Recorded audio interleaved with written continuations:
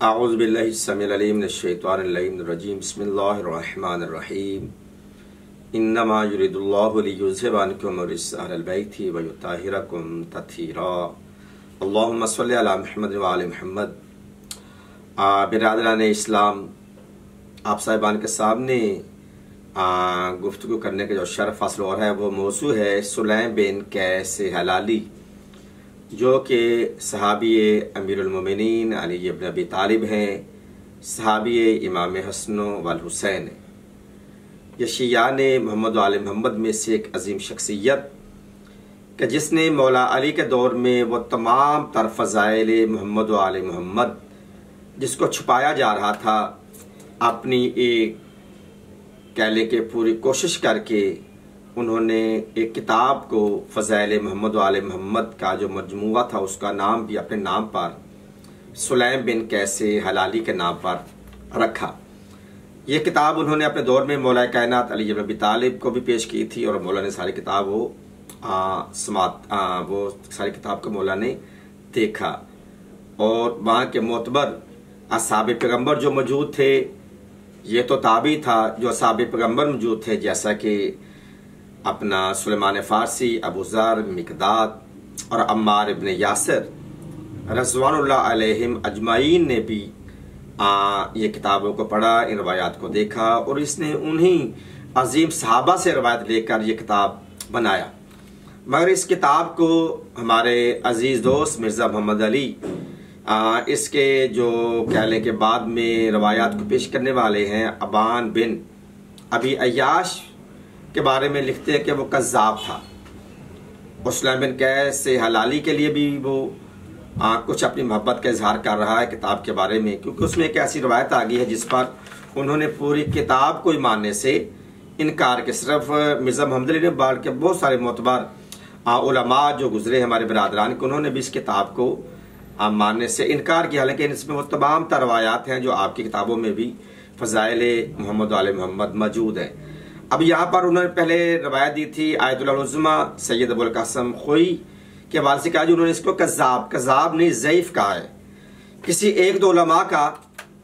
اپنی ریسرچ کے تحت کسی کو ضعیف کہہ دینا یا روایت نہ لینا اس بات کی دلیل نہیں بنتا کہ وہ واقعتاً وہ ضعیف ہے، روایت نہیں لی چاہیے۔ ابو القاسم خوئی کی ایک وہ بات کرتے ہیں، آگے اس پر وہ دلیلیں نہیں دیتے، مگر میں یہاں پر آپ نے ایک مجتہد کا ذکر کیا، یہاں پہ میرے پاس ایک بہت لمبی چوڑی لسٹ ہے، جہاں تک مناسب ہوا اس ایک چھوٹے سے نشست میں آپ کے سامنے وہ میں پیش کر رہا ہوں۔ اس کتاب کو تمام تر علماء کرام،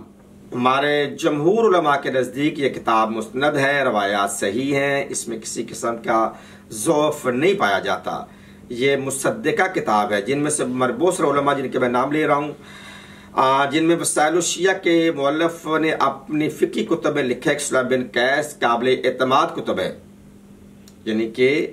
جس کے قرائن اور ثبوت تواتر کی حد تک ہیں، یعنی کہ اس میں کسی قسم کا ضعف نہیں ہے، اسناد بالکل صحیح ہیں، درست ہیں۔ اور اسی طرح اور بہت سارے علماء کا نام میں لے رہا ہوں، جن میں عمر بن ابی سلمہ متوفی 83 ہجری 83 ہجری، ابو طفیل عامر بن واصلہ الکنانی 100 ہجری، یہ وہ ہمارے ہیں کہ جو بالکل مولا کائنات اور عام مطہرین کی موجودگی میں انہوں نے زندگی کو پایا۔ انہوں نے اس کتاب کو صحیح لکھا ہے، مصدقہ کہا ہے، حالانکہ جو بخاری اور ادروائز جو باقی صحیح کتب ہیں ہمارے بھائیوں کی صحیح ہیں یا ادروائز، وہ اس سے بڑی دیر کے بعد وہ بنائی گئی ہیں، تو یہ بالکل قریب کا عرصہ ہے جس کے لیے میں نے علماء کا نام لیا، انہوں نے اس کتاب کو مصدقہ لکھا۔ اسی طرح محمد بن اسحاق المعروف ابن ندیم نے 380 ہجری، شیخ عبد العباس احمد بن علی نجاز 280 ہجری علماء کے دور ہیں۔ شیخ جلیل ابو عبداللہ محمد بن ابراہیم النعمانی 262 ہجری، حافظ محمد بن شور اشوب 588 ہجری، سید جمال الدین احمد بن موسیٰ الطاؤس 677 ہجری، علامہ تقی مجلسی 1080 ہجری، شیخ محمد بن الحسن الحر عاملی، بہت جید علماء گزرے ہیں، مستند عالم گزرے ہیں، باعمل گزرے ہیں، روحانی عالم گزرے ہیں، ہم اس کو حر عاملی کے نام سے یاد کرتے ہیں۔ تو فقہ کے ہمارے یہ بہت بڑے کہہ لیں کہ امام، بہت بڑے ہمارے یہ عالم گزرے ہیں۔ 1102 ہجری ہمارے درسی نظام میں فقہ کی جو پہلی کتاب ہے وہ شیخ حر عاملی کی ہے، تو اس سے ہم فقہ لیتے ہیں، اور اس سے بہت سارے مسائل ہمارے علماء مجتہدین اس کی کتب سے لیتے ہیں۔ 1100 ہجری انہوں نے بھی سلیم بن قیس ہلالی کو اور ابان بن ابی شیبہ کو مستند لکھا ہے، صحیح لکھا ہے، مصدق لکھا ہے۔ اس طرح سید محمد تفریشی 11ویں صدی عیسوی میں، اور علامہ حجت باقر مجلسی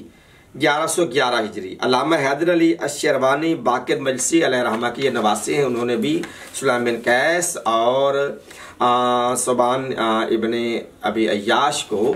بہتر لکھا،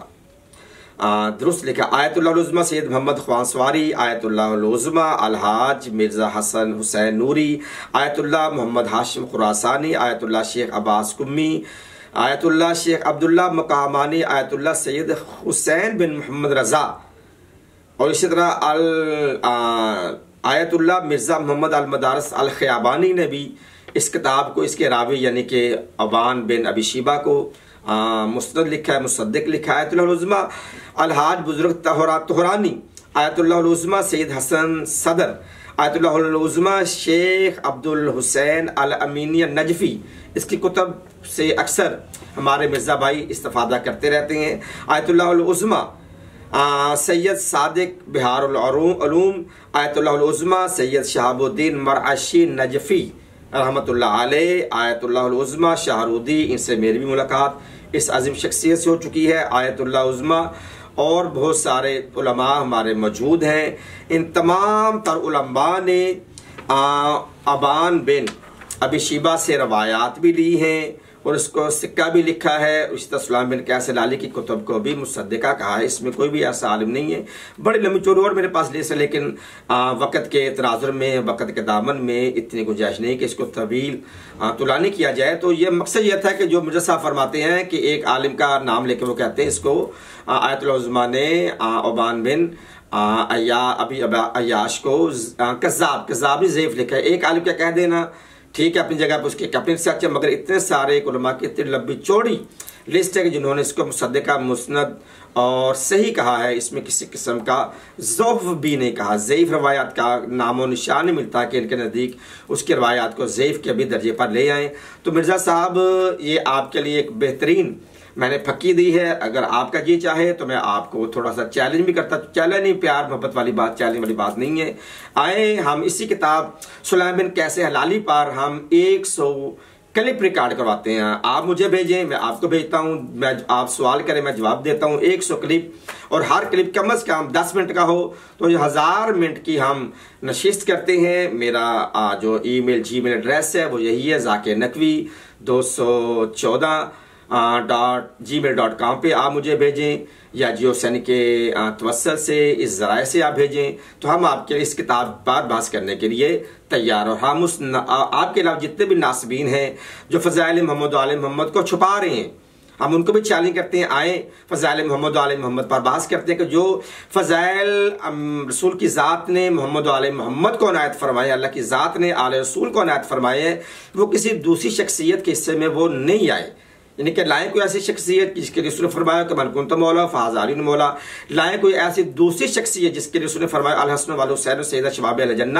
و ابوہما افضل منہما، لائیں کوئی ایسی شخصیت دوسری کہ جس کے رسول نے کہا ہو یا علی انت تقسیم النار والجنہ، لائیں کوئی ایسی دوسری شخصیت جس کے لیے رسول نے فرمایا ہو کہ لا یجوز احد الصراط الا من كتب له علی الجواز، لائیں کوئی ایسی شخصیت کہ جس کے لیے کہا ہو کہ اس کی محبت ایمان ہے اور اس سے بغض کفر ہے، اس کی محبت جنت میں لے کے جائے گی اور اس